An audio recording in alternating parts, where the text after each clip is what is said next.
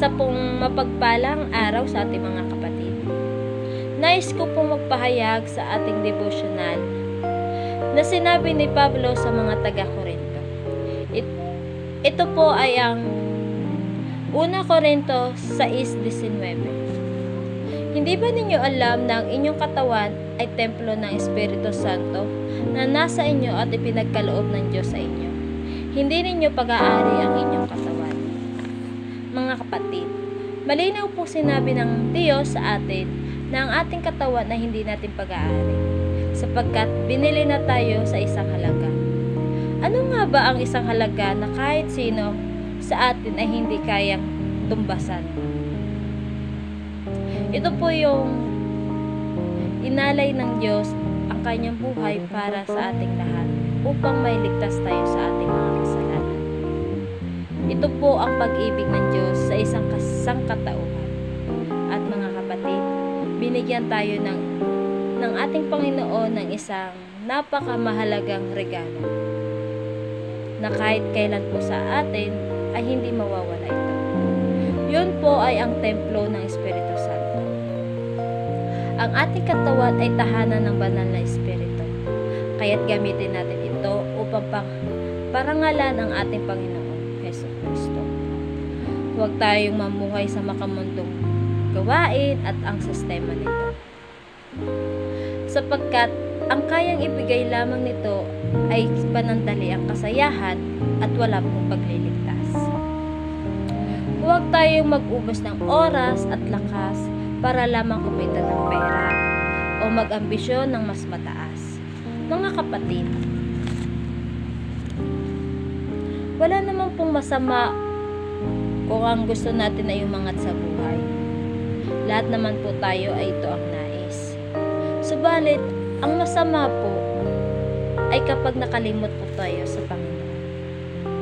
Unang-una, siya po ang naging dahilan kung bakit natatamasan natin ang buhay na mayroon tayo. Siya rin po ang dahilan kung bakit nakarating tayo sa kalagayan na yun. Kaya araw-araw po natin piliin na magpasalamat sa Panginoon. Ano nga ba ang naging aral sa atin ng tekstong ito? Mga kapatid, una, gamitin natin ang ating katawan upang pangarangalan ang ating Panginoon Hesus. Pangalawa, alahanin po natin ang Mateo 6:25-26.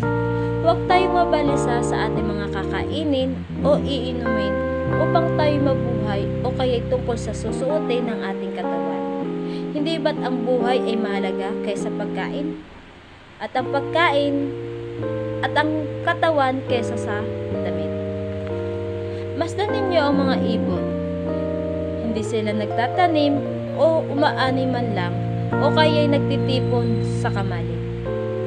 Ngunit pinapakain sila ng inyong Ama na nasa langit. Hindi ba't higit tayo mas mahalaga kaysa sa mga ibon?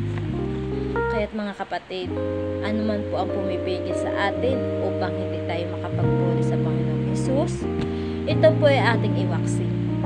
Sa pangalan po ng ating Panginoong Hesus, ito po ay makakayanan natin. At pangatlo, higit sa lahat, tayo po ay nilikha ng ating Panginoon upang siya ay pangarangalan at unahin bago ang anumang bagay. Sabi nga po sa Mateo 6:33, ngunit higit sa lahat ay bigyang halaga ninyo ang kaharian ng Diyos at ang pamumuhay ng ayon sa kanyang kalooban. At ibibigay niya sa inyo ang lahat ng mga bagay na ito. Lahat naman po sa atin ay alam ang verse na ito. Subalit hindi po natin nagagawa sapagkat inuuna natin ang mga bagay na walang katotohanan. Mga kapatid, ito po na yung oras at panahon upang manumbalik tayo sa Panginoon.